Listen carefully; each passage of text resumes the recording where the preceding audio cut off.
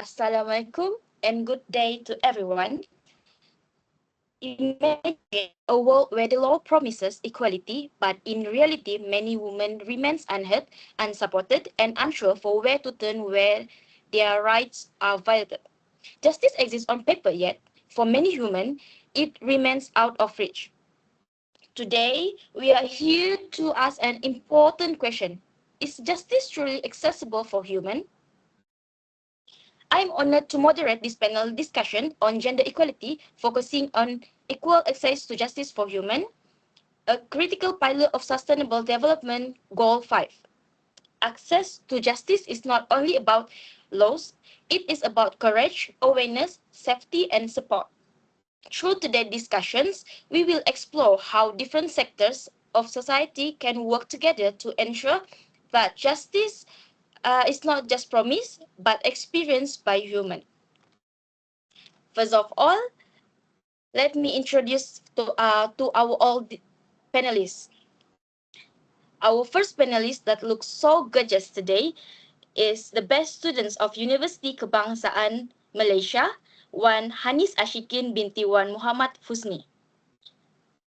How are you today, Wan HANIS? I'm so pleasure to become the panelist one for this topic.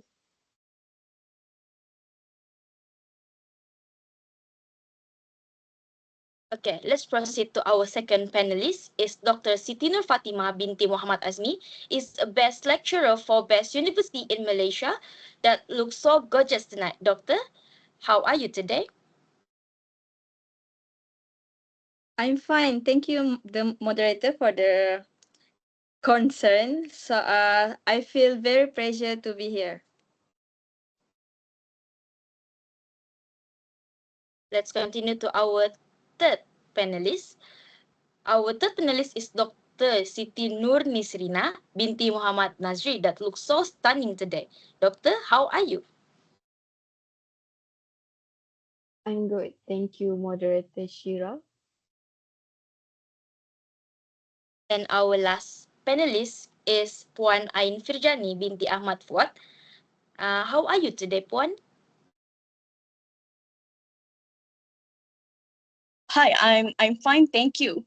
It is my honor to be here in our talk for today. Okay, without wasting our time, without dilly-dally, let's continue to our panel discussion. For panelist one, HANIS ASHIKIN, how do social and cultural norms affect women's willingness to seek justice? The screen is yours. Thank you, Moderator, for the question. So, honestly, honestly, it's huge. In Malaysia, we're still stuck with some old-fashioned vibes where we have to save our face and don't cause any drama. Don't cause any drama culture makes a lot of women hesitate to go to the police station or even talk about what happened to them. Many girls and women doesn't want to be labeled as the girl that's so hard to be taken off or bring shame to their own family. So instead of getting helps, they just keep quiet, and that cause a social pressure and also a depression to them. So even when serious stuff happens, like gender-based violence or sexual assaults, there's this unspoken expectations to close their stories and just move on. Because talking about it openly feels embarrassing or too heavy on the families. So, Malaysian Human Rights Commission, SUHAKAMS, recently called out how girls and women are still being failed by their protections, systems, and social structure, especially with violence and harassment cases happening across states. So culturally, some communities still have rigid gender roles. Women are expected to be homemakers, caretakers, or quiet supporters rather than outspoken fighters for justice. This mindset doesn't just stay at home. It carries into the courtroom or police station or even our own workplace too. So even legal help doesn't feel safe or supportive enough. What this shows is that justice ain't just about law. It's about whether women feels socially safe enough to use them. So that's all from me. Thank you. Thank you, Wananis Ashikin, for the great sharing. So I think quietness sometimes is not good for all people. For these cases, we need to be brave to point out and voice out everything that happened. So let's proceed to panelist 2, which is Dr. Siti Nurfatimah. Doctor, what kinds of things teachers can do to advocate for students other than the teaching role? The screen is yours. Thank you, moderator. So, I recently came across a fascinating 2025 article by Aisling Walsh on modeling gender equality in the classroom. So it was based on a gender responsive pedagogies GRP, which promotes gender equality in the classroom across all levels of education. The article highlights the importance of educator and pre-service teachers learning about and embedding GRP strategies in their teaching practices. So back to our discussion, I can reference the teacher's role, which is teachers can create the association in school or university. Firstly, student council or student representative bodies that created by teacher plays an important role too. This organization represents students' voices and can advocate for gender fair policies such as equal leadership opportunities, safe campus facilities, and fair disciplinary procedure in cases involving female students. So secondly, women's clubs or gender equality societies can be established or strengthened. This association focuses specifically on empowering female students through leadership, workshop, awareness, campaign, mentoring programs, and discussion on women's rights. They also provide a safe space for female students.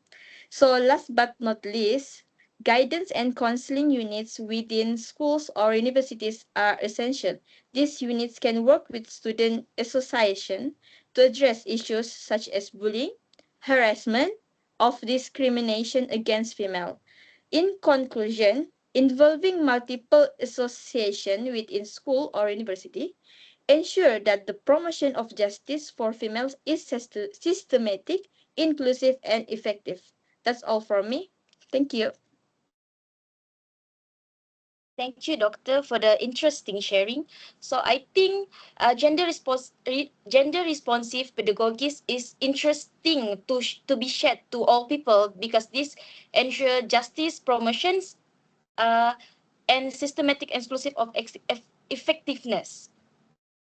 So let's continue to panelist 3, Dr. Siti Nurnisreena.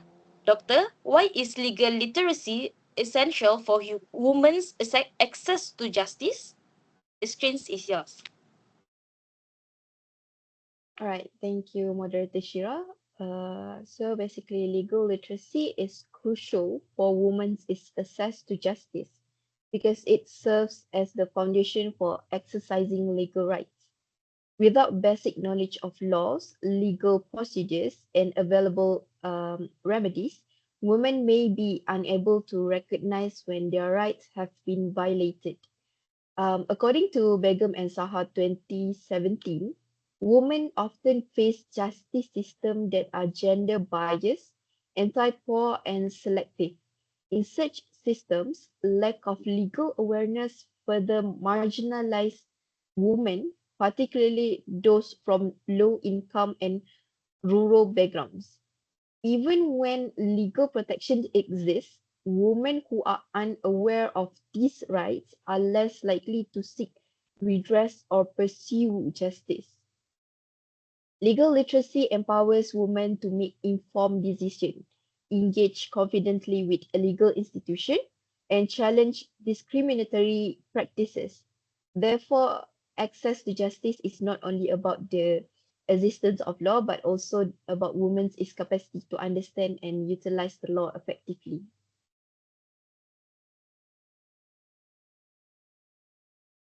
Thank you, Doctor, for the sharing. So I think Doctor perspective emphasized that legal literacy is the bridge between law and justice.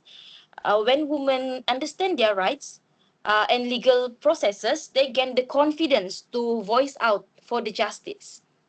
So I think we need to continue for finalist 4, which is Puan Ain. Puan Ain, why is emotional and psychological support important for women seeking justice? Okay, thank you, Miss Shera.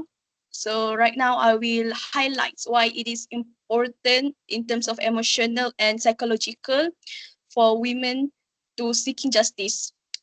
It is because it is crucial for women to seeking justice because many women approach the justice system while experiencing fear, trauma, or also long-term inequality. Women who face discrimination or also workplace harassment, domestic violence, and also economic dependence often carry emotional stress that affects their confidence and decision making. Without emotional support, they may hesitate to report abuse, withdraw from legal process, or believe that their voices doesn't matter. So this directly connects to my issue for today, which highlights that women's empowerment begins with independence and confidence. So according to the article that I read, it is when women earn their own income, they gain greater control over decision and develop more stronger self-worth. This sense of empowerment is not only financial, but also sense of empowerment, but also psychological.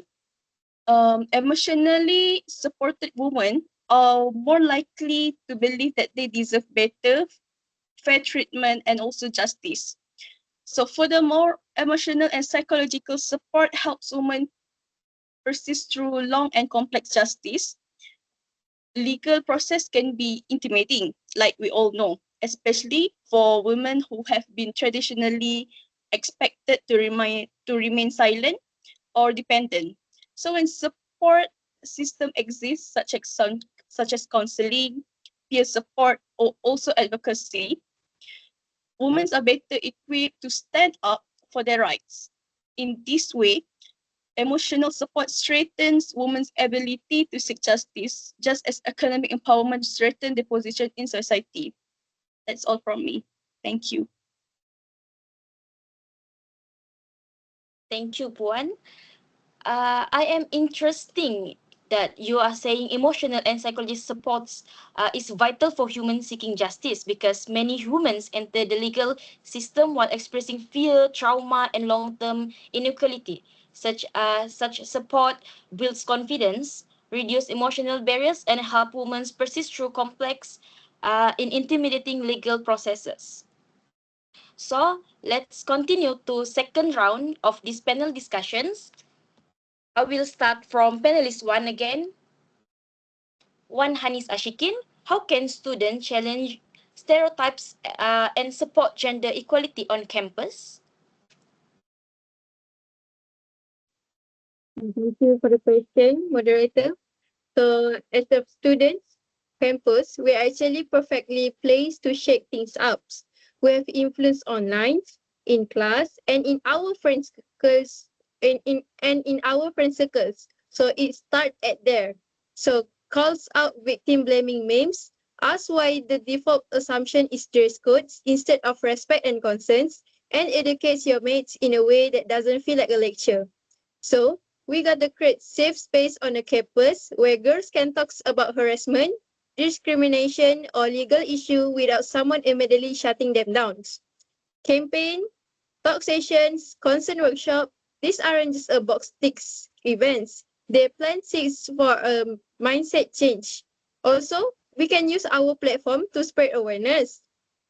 For examples, when Kedah officials recently urged women not to withdraw police reports and encouragement community supports for abuse survivors, we could amplify the message and challenge the shame stigma attached to reportings.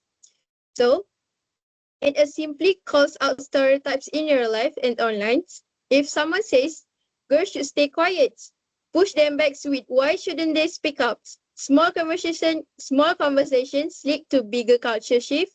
When students normalize respect and equality today, we're basically breaking all norms and building a future Malaysians where women feel safe enough to speak up and seek justice. No pressure and no shames. That's all from me. Thank you. Thank you, Wananis, for the energetic sharing just now. I think what I understand by Wananis Ashikin shared just now is changing peer attitudes and encouraging supportive student communities are essential step forward towards improving women access to justice. So let's continue to panelist 2, Dr. Siti Nurfatimah. Doctor, can you share or what do you think the real world applications related to sexual harassment in school or universities? Thank you, moderator. So, I was recently reading about sexual harassment at the University of Malaya, and I came across a 2024 article on the media statement website. So this viral issue shows the real world impact of sexual harassment that continues to affect students, particularly females in higher education institutions. So moreover, many victims choose not to report such as incident due to fear of judgment, victim blaming, or lack of trust in institutional procedure. This silence allows the problem to persist and prevent justice for being served. The case highlighted in the University of Malaya reflect a broader global issue where universities are challenged to ensure transparency, accountability, and effective support system for victims. Therefore, it is important for school and university, especially that teachers' role, to involve relevant association to address this issue systematically. Student Representative Council, Women's Association, and counseling units should work together to raise awareness, provide safe reporting channels, and promote gender equality on campus. Educational workshop and open discussion can also help students understand consent, respect, and their rights. So, in conclusion, sexual harassment in education institution is a serious issue that requires collective effort. By strengthening institutional policies and empowering student-based association, university can play a crucial role in promoting justice for females and creating a safe and respectful learning environment for all. That's all from me. Thank you. Thank you, Doctor, for the sharing. So, from Doctor perspective, safe and inclusive learning environments build trust and confidence among female students. When students feel protected, respected, they are more likely to speak up and report injustice and seek help. So let's continue to panelist 3, Dr. Siti Nurnisreena. Doctor, what initiative for government can improve women legal awareness? All right, thank you again, Moderator Shira. So the government can play a central role in improving legal awareness among women through systematic and inclusive initiatives. First and foremost, the government should implement community-based legal literacy programs, particularly targeting rural, poor, and marginalized women. These programs should be conducted in collaboration with NGOs and legal aid organizations to ensure accessibility, cultural sensitivity, and practical relevance. Second, integrating basic legal education into formal education system and adult learning programs can ensure long-term legal awareness. This approach helps women develop legal knowledge from an early stage and reinforce it throughout their life. The third one, the government should strengthen legal aid services and pro bono schemes, not only to provide representation but also to educate women on legal process and rights. Clear communication is essential in empowering women to participate meaningfully in their cases. Last but not least, leveraging digital platforms and mass media, such as public awareness campaigns and social media, allows a legal information to be disseminated widely in simple and local languages. Overall, this initiative reflects the collaborative framework proposed by Begum and Saha 2017 and support the broader goals of institutional reform and gender equality under SDG 5. That's all for me. Thank you, Doctor, for the great sharing. And now let's proceed to the last panelist, Puan Ain. Puan Ain, how does lack of guidance affect women access to justice? Okay, thank you, Miss Moderator. I will explain how it is will affect the uh, women's access to justice. Because when its lack of guidance significantly limits women access to justice, because many women are unaware of the legal rights, available service, or how to navigate legal institutions. Without clear guidance, the justice system appear complex, intimidating, um, and inaccessible, like I discussed before. This often discourages women from taking action, especially for those who are financially dependent or socially constrained. This issue closely relates to the finding in my reports that I've been searched, where the article that has been published in 2020 stated that women's limited participation in the workforce reduced the independence and bargaining power. Similarly, when women lack legal guidance, they lack the knowledge and confidence needed to pursue the justice. Just as employment provides women with information, exposure, and decision-making power, guidance within the justice system provides clarity and direction. Additionally, lack of guidance reinforces traditional gender roles, where women are expected to rely on others, such as the family members or also the male figure. This dependence weaken the ability to seek justice. In contrast, when women receive proper guidance, they become more informed, confident, and more willing to challenge injustice. This aligns with the broader goal that's of our topics for today, which emphasize empowering women through equal opportunities, knowledge, and access to institutions.